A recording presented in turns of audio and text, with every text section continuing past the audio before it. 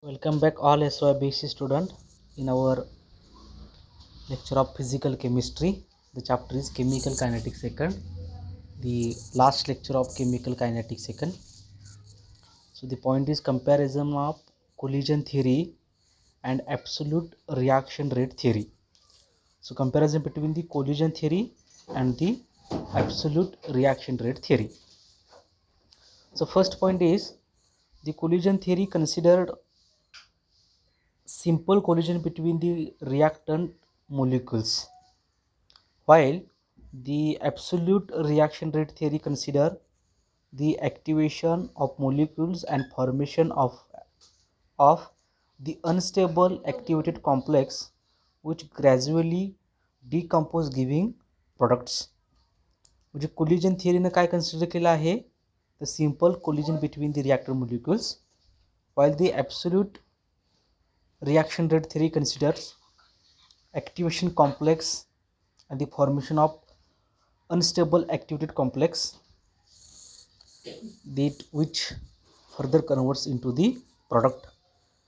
The next is collision theory is applicable to simple gas molecular reactions but fail to explain the complex molecular reaction. And this is the also drawbacks of the collision theory we will see in the last lectures. The absolute reaction rate theory is applicable to simple as well as complex molecular reaction. So this is the plus point of that absolute reaction rate theory, which can be applicable to the simple as well as the complex theory, that is the complex molecular reactions. Then third point is the collision theory, that is the in collision theory the reactant molecules are considered as a rigid sphere. So this is the assumptions that we've seen in the assumptions of collision theory in the last lectures. Thus the proper orientation is not a problem, but in absolute reaction rate theory with the quantum mechanical picture of a molecules, the molecule are not a rigid sphere and hence the proper orientation cannot be decided.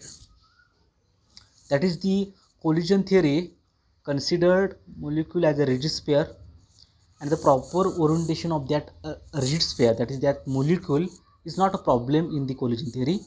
But as you consider in the absolute reaction rate theory, which is quantum mechanical picture of the molecules are not rigid sphere and hence proper orientation cannot be decided by the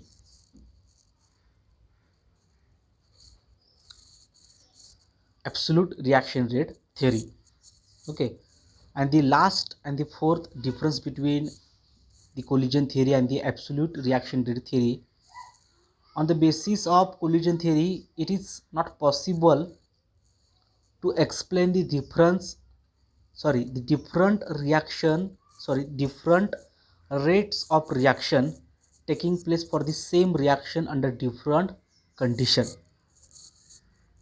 But the absolute reaction rate theory is flexible and it explains the different rate of the reactions observed experimentally and gives more emphasis on the intermediate complex formation. म्हणजे काय, the collision theory is not possible to explain different rates of reaction taking place for the same reaction under different condition. म्हणजे same reaction जर तुम्ही different कंडिशनला केली तर त्यासाठी तुम्हाला काय भेटतील, डिफरंट रेट्स असतील, पण ते आपण कोलिजन थिअरीने एक्सप्लेन करू शकत नाही. But the absolute reaction rate theory is flexible and it explains the different rates of reaction observed experimentally and gives more emphasis on the intermediate complex formation. So absolute reaction rate theory म्हणजे काय आहे, तर intermediate complex formation वरती अवलंबून आहे. ठीक आहे, आणि त्यामुळं ही reaction, that is the absolute reaction rate theory, ही फ्लेक्झिबल आहे आणि ही एक्सप्लेन करू शकते different rates of the reaction observed in different conditions. Okay, so these four are the comparison of the collision theory and the absolute reaction rate theory. Okay, so here we completed your chapter, that is the chemical kinetics second. Now from the next lecture we will started the second chapter of physical chemistry, that is the solution. We will see in the next lectures.